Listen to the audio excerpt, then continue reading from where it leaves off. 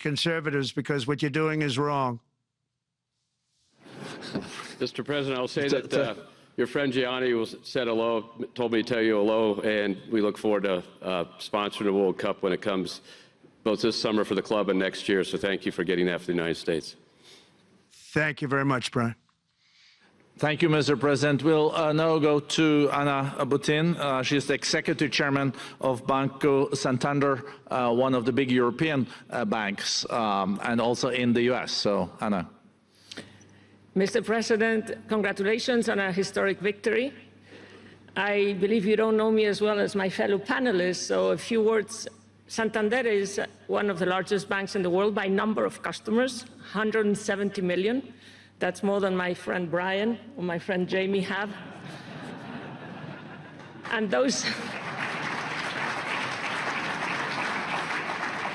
They fix the regulation.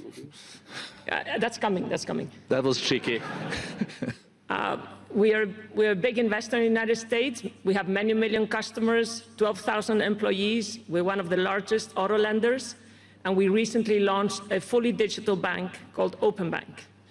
We strongly believe banks have a pivotal role in the economy, and we can accelerate growth and help many more customers. That's what we're doing in the United States. So, as Brian pointed out, we very much welcome your focus on deregulation and reducing bureaucracy.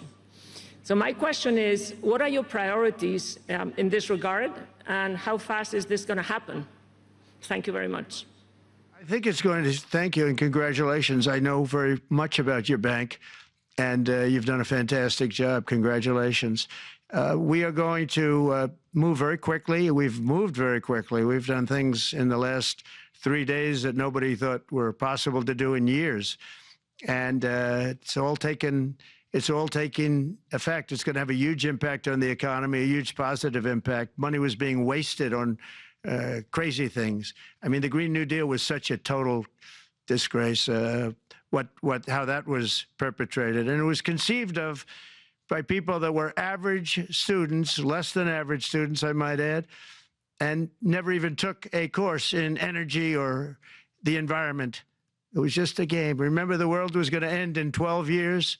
Remember that? Well, the 12 years has come and gone. It was going to end. It was going to all foam into earth. But, you know, the time has come. These people, and they really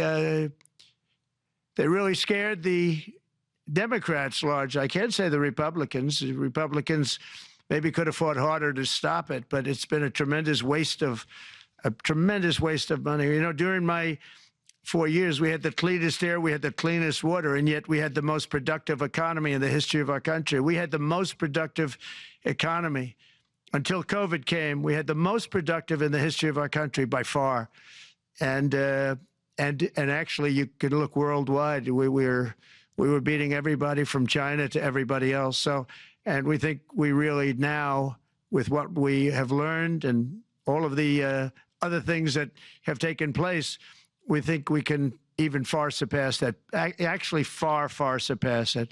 But we do, one thing we're going to be demanding is we're going to be demanding respect from other nations.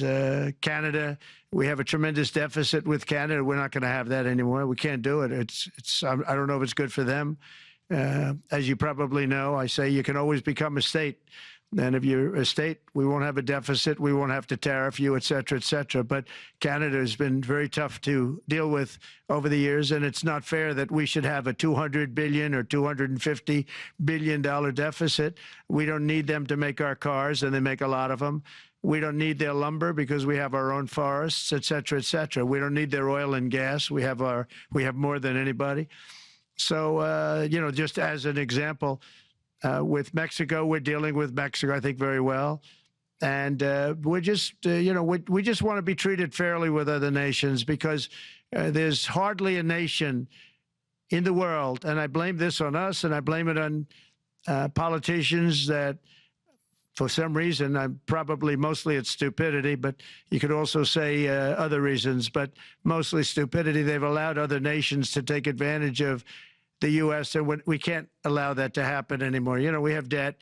It's a very small debt when you compare it to the value of the assets that we have, but we don't want to do that. We want to just have debt be obliterated, and we'll be able to do that fairly rapidly.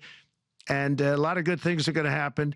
And honestly, good things are going to happen for the world, and good things are going to happen for the people that are dealing with us, allies and beyond allies. One thing very important, I really would like to be able to meet with President Putin soon and get that war ended. And that's not from the standpoint of economy or anything else. It's from the standpoint of millions of lives are being wasted. Beautiful young people are being shot in the battlefield. You know, the bullet, very flat land, as I said, and the bullet goes, there's no hiding. And a bullet, the only thing going to stop the bullet is a human body. And you have to see, I've seen pictures of what's taken place. It's a carnage, and we really have to stop that war. That war is horrible.